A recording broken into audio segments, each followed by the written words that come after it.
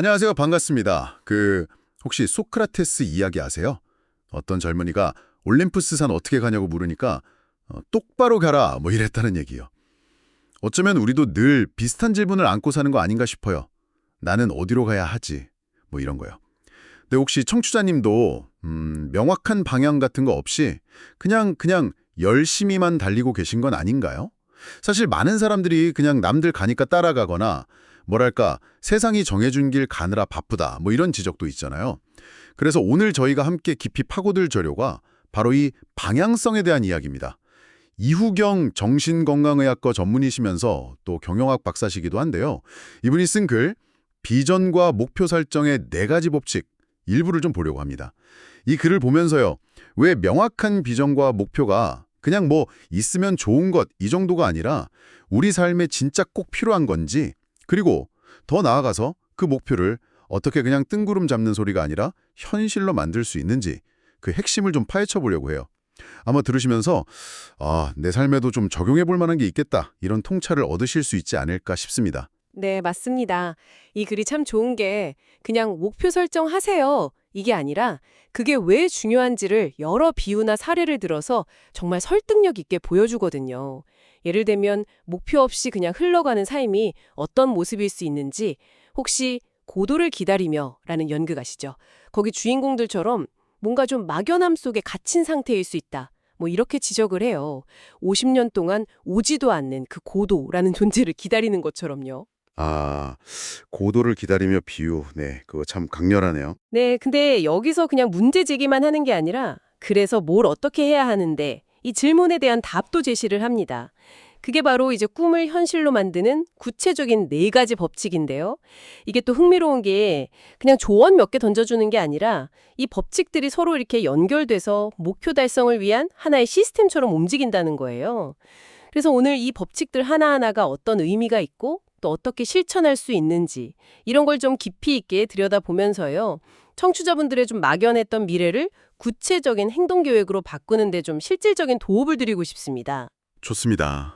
그럼 그 목표 없는 삶의 모습, 고도를 기다리며 비유 말고 또 다른 좀 강력한 비유나 사례 같은 것도 글에 나오나요? 네, 그럼요. 브라이언 트레이시, 이분 말 빌려서 성공이란 바로 목표다. 이렇게 아주 단언을 해요. 그러면서 좀 충격적인 통계랄까? 인구의 95%가 목표 없이 살아간다는 거예요. 95%나요? 와, 진짜 많네요. 네, 심지어 이런 말까지 써요. 목표 없는 사람은 결국 목표 있는 사람을 위해 일하게 된다. 좀 섬뜩하죠? 그러니까 항로 없이 떠다니는 비행기가 결국엔 뭐 추락하듯이 목표 없는 삶은 그냥 에너지 소진만 하다가 끝날 수 있다는 거죠. 항로 없는 비행기. 네, 그것도 확 와닿네요. 그리고 성공에 대한 좀 다른 시각도 제시하는데요. 네, 어떤 거죠? 어떤 엄청 성공한 외과 의사 이야기가 나와요. 근데 이분이 자기 생일 파티에서 막 울음을 터뜨렸다는 거예요. 성공했는데 왜 울었을까요? 알고 보니까 이분 어릴 적 꿈은 서커스 단원이었다는 거예요. 그러니까 자기가 원치 않았던 성공을 이룬 거죠. 남들이 보기엔 대단한 성공인데. 서커스 단원. 정말 의외인데요? 그렇죠. 이 이야기가 뭘 보여주냐면 성공이라는 게 그냥 사회적인 기준, 뭐 돈 많이 벌고 명예 얻고 이런 게 다가 아니라 내가 진짜 원하는 걸 하는 것, 이게 진짜 성공이라는 거죠.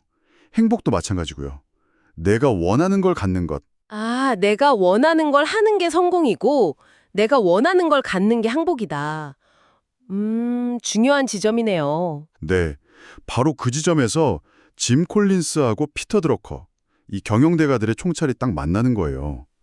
짐 콜린스는 가장 잘하고 좋아하고 열정적인 일을 하라고 하잖아요. 네, 그렇죠. 근데 피터 드러커는 여기서 한 걸음 더 나아가서 그 일이 과연 올바른 일인가? 이걸 먼저 물어야 한다는 거예요. 올바른 일이요? 네. 그냥 일을 제대로 효율적으로 하는 걸 넘어서 올바른 일, 그러니까 내 가치관이나 비전에 맞는 목표를 향해서 가야 한다는 거죠. 효과적으로요. 결국 목표 설정이라는 게 그냥 성공이 아니라 의미 있는 성공을 위한 첫 단추다. 뭐 이런 이야기입니다. 듣고 보니까 나는 지금 올바른 방향으로 제대로 가고 있나? 이 질문을 스스로한테 좀 던져봐야겠다 이런 생각이 드네요. 진짜 바쁘게 살다 보면 이런 근본적인 질문 자꾸 놓치게 되잖아요. 맞아요. 특히 요즘처럼 시대가 빨리 변할 때는 이 질문이 더 중요해지는 것 같아요. 예전 농경 시대나 산업 시대에는 그냥 열심히 하면 되는데 지금은 지식정보화 시대잖아요. IT 시대. 이제는 열심히만으로는 부족하고 제대로, 그러니까 핵심 역량을 통해서 높은 부가가치를 만들어내야 해요. 아, 제대로 일한다는 게 그런 의미군요. 네, 그래서는 네이버 검색창 있잖아요. 그 작은 면적이 1년에 200억 원, 평당 가치로 따지면 30조 원의 가치를 만든다는 예를 들어요. 와, 평당 30조요? 엄청나네요. 그렇죠. 그러니까 적은 노력으로 큰 성과를 내는 그런 제대로 된 일을 찾아야 한다는 거죠. 거기에 더해서 올바로 일하는 것, 그러니까 명확한 비전과 방향성을 갖는 게 중요해졌다. 이런 말씀이시군요. 네, 맞습니다. 지이의 그 전설적인 CEO, 잭 웰치 아시죠? 그분이 늘 나와 우리 직원들은 모두 우리가 어디로 가는지 정확히 알고 있다. 이렇게 말했다고 하잖아요. 네. 이게 바로 개인한테도 그렇고 조직한테도 그렇고 이제는 방향 설정이 진짜 필수적인 요소가 됐다는 걸 보여주는 거죠. 자, 그렇다면 이제 가장 궁금한 지점으로 넘어가 봐야 할 것 같습니다. 이후경 박사님이 제시하는 이 중요하고 또 중요한 비전과 목표를 현실로 만드는 구체적인 4가지 법칙. 첫 번째 법칙부터 좀 살펴볼까요? 반드시 글로 적는다. 이거네요. 네, 첫 번째 법칙부터 아주 그냥 강력합니다. 반드시 글로 적으라고 하죠. 왜 그냥 생각만 하면 안 되고 꼭 쓰는 행위가 중요할까요? 글쎄요, 좀 더 명확해지니까. 맞아요. 그게 핵심이에요. 머릿속에 막연하게 떠다니는 생각을 구체적인 목표로 딱 전환시키는 첫 단계가 바로 쓰는 거예요. 브라이언 트레이시도 그랬잖아요. 종이에 적지 않은 꿈은 한낱 희망일 뿐이다. 아, 희망일 뿐이다. 네. 쓰는 순간 그 추상적인 바람이 눈에 보이는 대상으로 변하잖아요.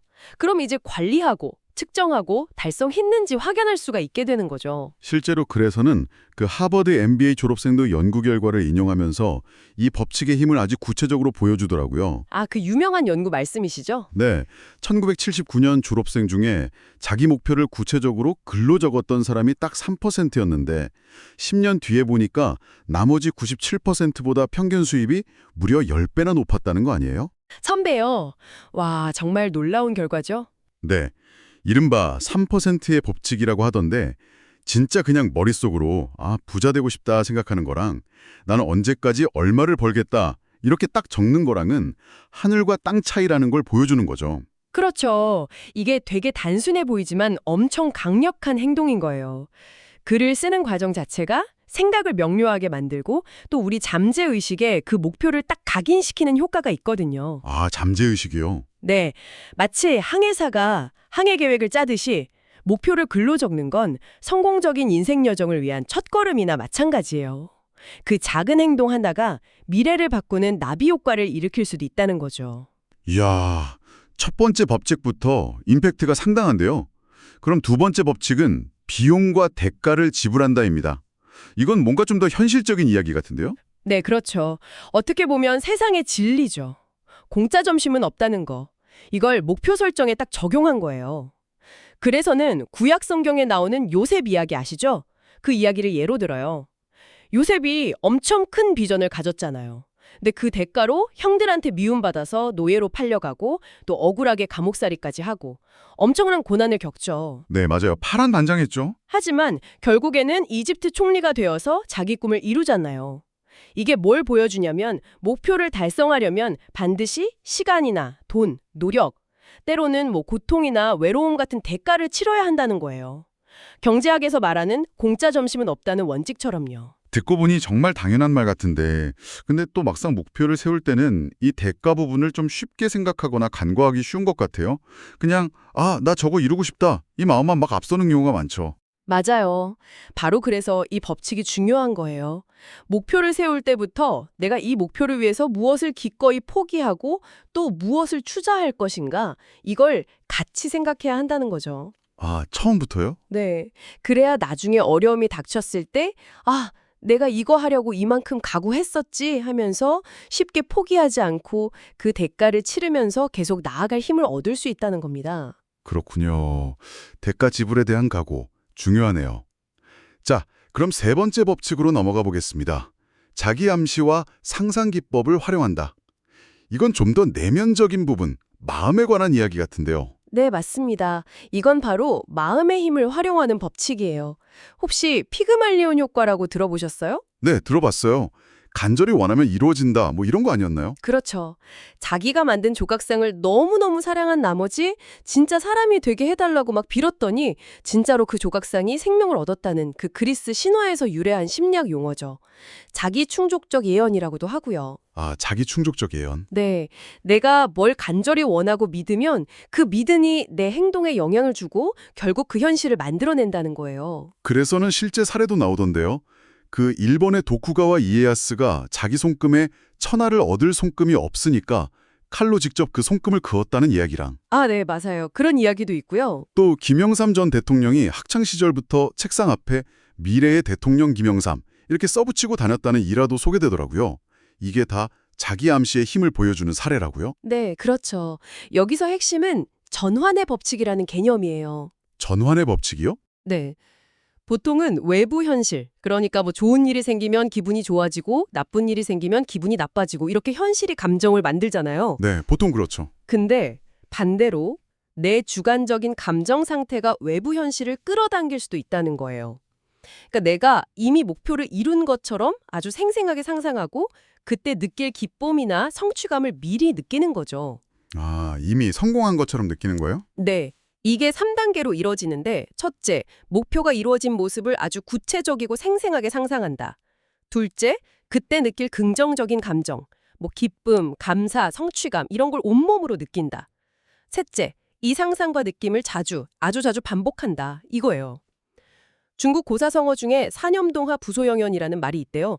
생각하고 염원하면 움직여서 변화를 만들고 사라지지 않고 결국 현실로 나타난다. 뭐 이런 뜻이라는데 딱 이 법칙을 말하는 거죠. 생각하고 그리면 현실이 된다. 근데 이 자기암시나 상상 기법이 물론 강력하다고는 하지만 혹시 좀 뜬구름 잡는 소리 아니냐, 현실 도피 아니냐, 뭐 이런 비판적인 시각도 있을 수 있을 것 같은데요. 그래서는 혹시 이런 부분에 대해서도 좀 언급이 있나요? 글 자체에서 뭐 직접적으로 반박하거나 하지는 않지만 뉘앙스를 보면요. 이 세 번째 법칙이 다른 법칙들과 함께 쓰일 때 진짜 시너지를 댄다는 점을 좀 강조하는 것 같아요. 아, 다른 법칙들과 함께요? 네. 그러니까 그냥 가만히 앉아서 상상만 하는 게 아니라 일단 목표를 명확하게 글로 쓰고 이게 첫 번째 법칙이었죠. 그리고 그걸 이루기 위해 필요한 대가를 치르면서 실제로 노력하고 두 번째 법칙. 그러면서 절대 포기하지 않는 이게 네 번째 법칙인데 그 과정 속에서 이 상상과 자기 암시가 아주 강력한 윤활유나 촉매제 역할을 한다는 거죠. 아하, 그렇군요. 그냥 상상만 하는 게 아니라 현실적인 행동이랑 결합될 때 진짜 힘을 발휘한다. 이런 관점이네요. 그렇죠. 상상과 현실 행동의 조화. 이게 중요하다고 볼 수 있겠습니다. 네, 이해가 됩니다. 자, 그럼 이제 마지막 네 번째 법칙입니다. 절대 포기하지 않는다. 어찌 보면 이게 가장 단순하면서도 또 어떻게 보면 가장 어려운 법칙일 수도 있겠다 싶어요. 맞습니다.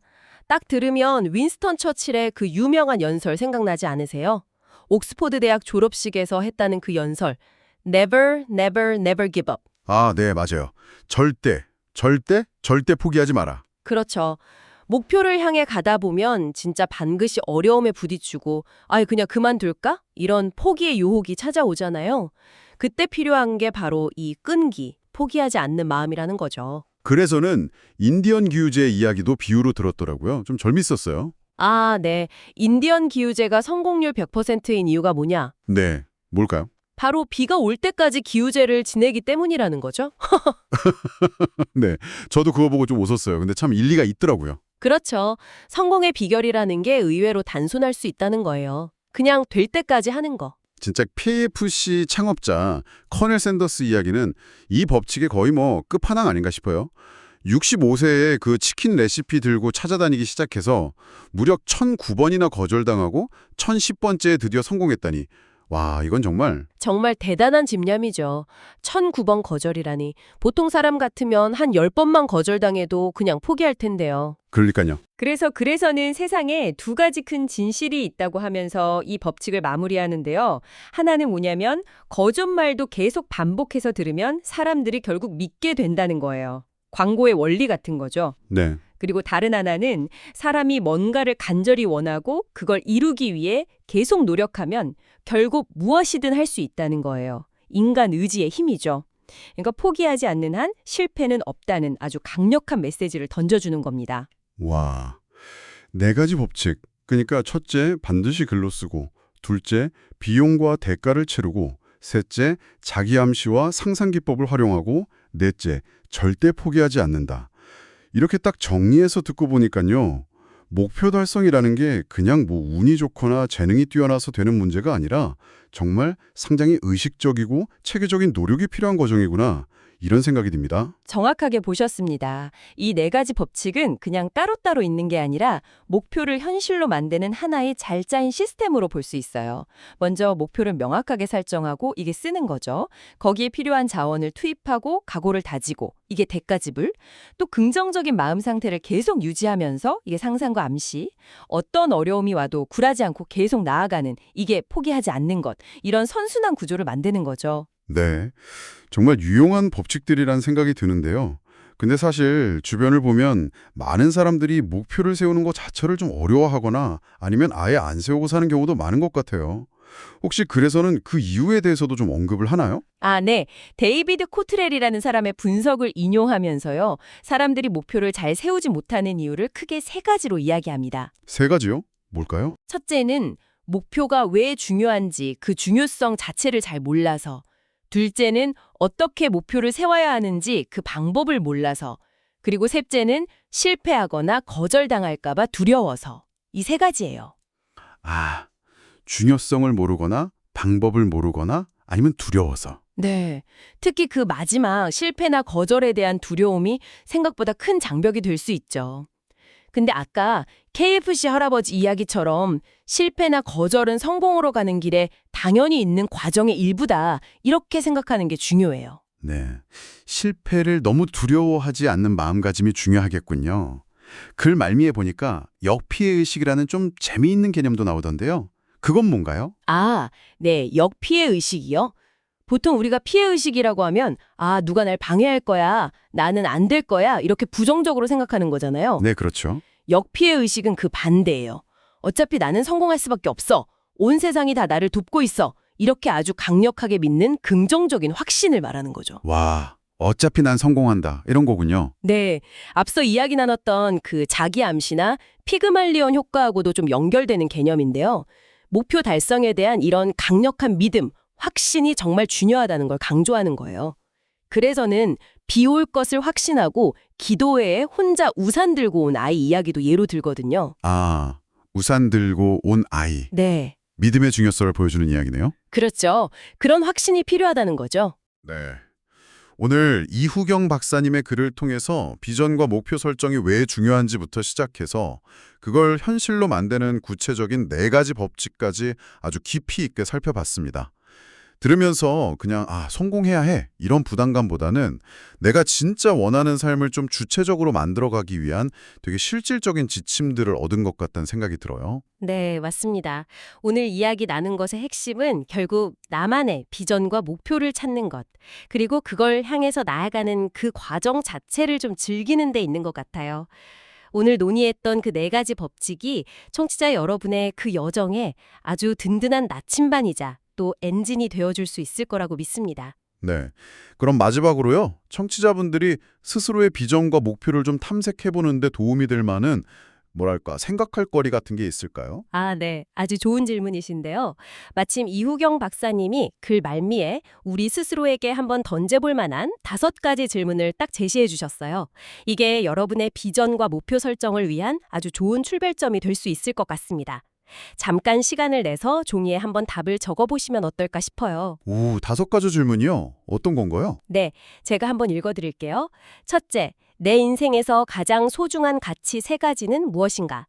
둘째, 만약 내가 육재활 시한부 선고를 받는다면 꼭 하고 싶은 일 3가지는 무엇인가? 셋째, 만약 나에게 100억 원 복권이 당첨된다면 나는 무엇을 할 것인가? 넷째, 내가 어릴 적에 혹시 두려워서 차마 시도해보지 못했던 일은 무엇인가? 그리고 마지막 5째, 만약 나에게 무엇이든 할 수 있는 마법이 있다면 내가 감히 도전해보고 싶은 일은 무엇인가? 와, 질문들이 다 깊이가 있네요. 가치관, 시간 제약, 돈, 두려움, 그리고 한계 없는 상상력까지. 네, 그렇죠. 어쩌면 이 질문들에 대한 여러분의 솔직한 답 속에 그동안 오랫동안 잊고 있었거나 아니면 미처 발견하지 못했던 여러분의 진짜 비전과 목표의 실마리가 숨어 있을지도 모릅니다. 그 실마리를 발견하는 것이 오늘 저희의 이 깊이 있는 탐구가 청취자 여러분께 드리는 마지막 선물이 되었으면 하는 바람입니다.